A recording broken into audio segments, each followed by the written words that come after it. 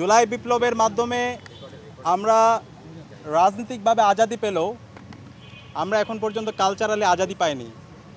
বাংলাদেশে স্বাধীনতা পরবর্তী বাঙালি জাতীয়তাবাদ নামে আমাদের উপর ব্রাহ্মণ্যবাদী যে সংস্কৃতি, কলকাতা যে সংস্কৃতি চাপিয়ে দেওয়া হয়েছে এবং সেই সংস্কৃতির মাধ্যমে ইসলামের যে সিম্বলগুলো আছে সেগুলোকে কর্নার করা হয়েছে, সেগুলোকে ক্রিমিনালাইজ করা হয়েছে, সেগুলোকে প্রবলেমেটাইজ করা হয়েছে এবং তার প্রতিচ্ছবি গত 5 দশকে আমরা দেখতে পেয়েছি। আপনারা জানেন এই ঢাকা বিশ্ববিদ্যালয়ে 2023 সালে এই বটতলায় শিক্ষার্থীরা তারা একটা কোরআন তেলাওয়াতের আসর করেছিল। কোরআন তেলাওয়াতের আসর করার পরবর্তীতে বিশ্ববিদ্যালয় প্রশাসন শিক্ষার্থীদেরকে শোকজ দিয়েছিল এবং পরবর্তীতে শিক্ষার্থীদেরকে বিভিন্নভাবে হ্যারাসমেন্ট করা হয়েছিল, সেটা আপনারা জানেন। তো আমরা শিক্ষার্থীদের ম্যান্ডেট পেয়ে বিজয় আসার পর আমরা আশ্বস্ত করতে চাই, বাংলাদেশে এইভাবে যে ক্রিমিনালাইজ করার রাজনীতি, কর্নার করার রাজনীতি, ইসলামের সিম্বলগুলোকে যে আদারিং করার রাজনীতি, সেটা আর চলবে না। কালচারাল ফেসিজম চলবে না।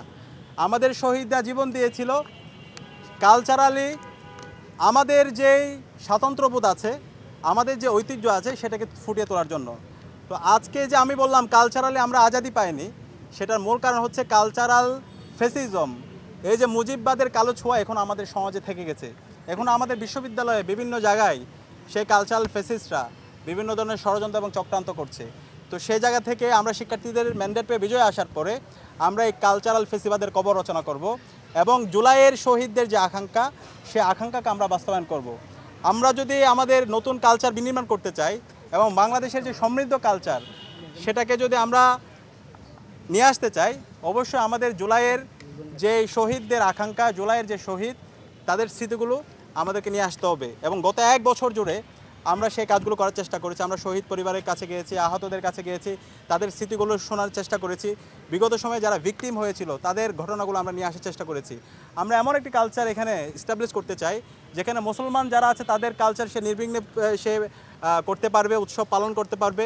আমার যে হিন্দু আছে, আমার যে চাকমা, মারমারি, ত্রিপুরা, রাখাইন সহ সকল ধর্মাবলম্বীরাই তাদের নির্ভয়ে তাদের কালচার তারা চর্চা করতে পারবে এবং সেই ধরনের একটা কালচারাল সেন্টারের হাব হয়ে উঠবে ঢাকা বিশ্ববিদ্যালয়। এখানে কোনো পরিচয়ের কারণে কাউকে আদারিং করা হবে না, কাউকে ক্রিমিনালাইজ করা হবে না, কাউকে কর্নার করা হবে না। তো এই যে বৈচিত্র্যের মধ্যে ঐক্য, এই কথাগুলো আমরা বারবার বলছি।